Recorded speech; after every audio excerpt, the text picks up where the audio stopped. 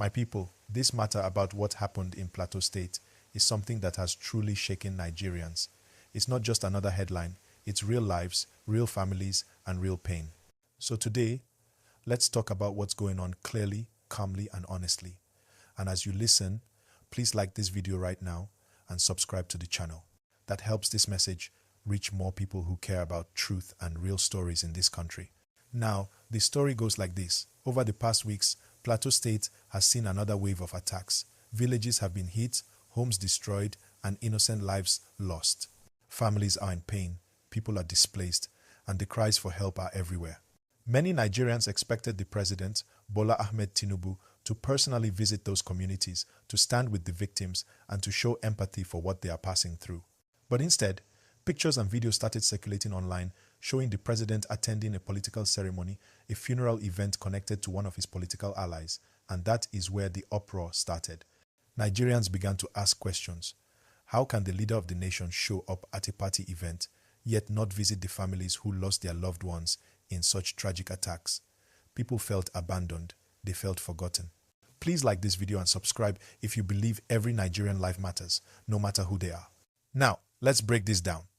The attacks in Plateau are not something new. That region has faced violence for years, from farmers and herders clashes to community conflicts that have sadly taken so many lives. But recently, the situation has worsened again. Reports from locals say entire communities were destroyed, hundreds displaced, and many living in fear. So, when the president's convoy was seen heading for a political event instead of the affected areas, Nigerians online reacted sharply.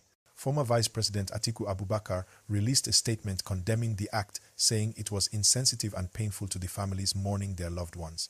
Social media was flooded with comments, and you could feel the anger and frustration of the people. Now, let's be fair, the presidency later released a statement. They said the president had already been briefed on the situation, that he condemned the attacks and had ordered security agencies to act fast and bring the attackers to justice.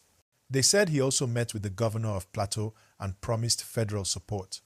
That's what the government side is saying. But still, Nigerians are asking, why can't we see more visible action? Why can't the president show up personally at the scene, comfort the victims, and send a message that every life truly counts? Sometimes, even one gesture of compassion can speak louder than 1,000 press releases. If you agree that leadership should be about presence and empathy, like this video and subscribe right now. Now, here's the emotional side of this story. Imagine being a parent who lost a child in those attacks, or a young person who watched their community get destroyed. Then you turn on your phone and see pictures of your country's leader attending a cheerful ceremony. How would that make you feel? That's why this issue has touched so many hearts. It's not just politics, it's humanity.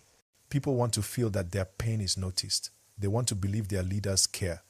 Because when citizens start to feel invisible, that's when trust begins to fade. At the same time, we must also understand that the president, like any leader, has many responsibilities. Some of his aides have explained that the ceremony he attended was also part of his schedule and that he had already taken security briefings on the attacks. But perception matters.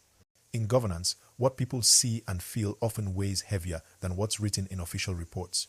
And Nigerians are tired of words. They want to see results. They want security restored. They want victims supported, not forgotten. Now let's look at the bigger picture. Plateau is just one out of many states battling insecurity. From Zamfara to Benue, Kaduna to Taraba, you hear of attacks, kidnappings, and loss of lives almost every week. Nigerians are asking, when will there be a clear and lasting solution? People want to see better intelligence gathering, stronger policing, and real collaboration between communities and the government.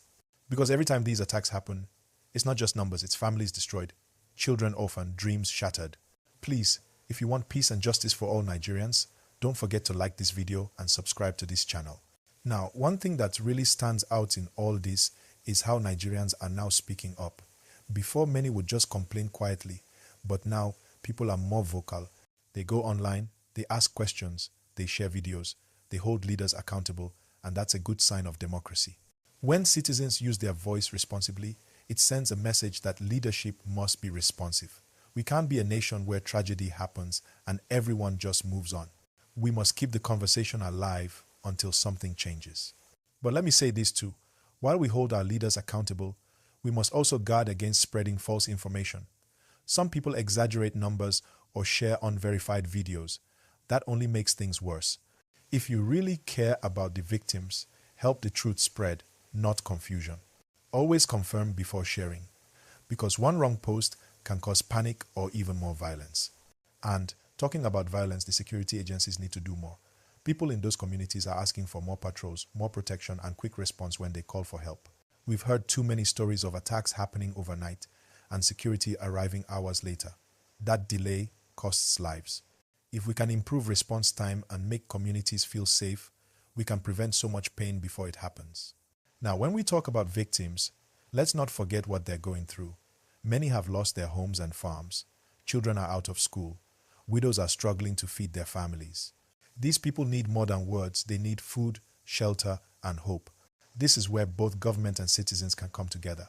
Relief agencies, churches, mosques, NGOs, everyone has a role to play, because rebuilding a community takes collective effort. Like this video and subscribe if you believe Nigerians should always stand for each other in times of pain. Now, one big question many are asking is, what exactly is the federal government doing differently this time? Because we've heard promises before. People are tired of seeing committees and panels that end with no result. They want real arrests, real justice. And justice is not just about catching attackers, it's also about prevention. Leaders must address the roots of these conflicts, land disputes, poverty, and tension between communities. Until that's done, attacks will keep repeating.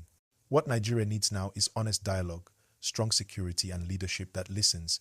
And that brings us back to the main gist, this controversy over Tinubu attending that ceremony.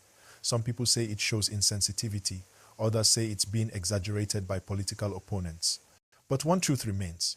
In times of national pain, leaders must be careful about the message their actions send. Because one single act, one single photo, can shape public trust for a long time. If you agree that leaders must always put people first, please like this video now and subscribe. And let me say this, no matter where you stand politically, what happened in Plateau is a national tragedy. It should unite us, not divide us. Because violence doesn't ask if you're APC or PDP, it just destroys. So, as citizens, let's use our voices wisely. Let's demand accountability, but let's also push for peace. Because at the end of the day, every Nigerian deserves safety, dignity, and compassion from those in power.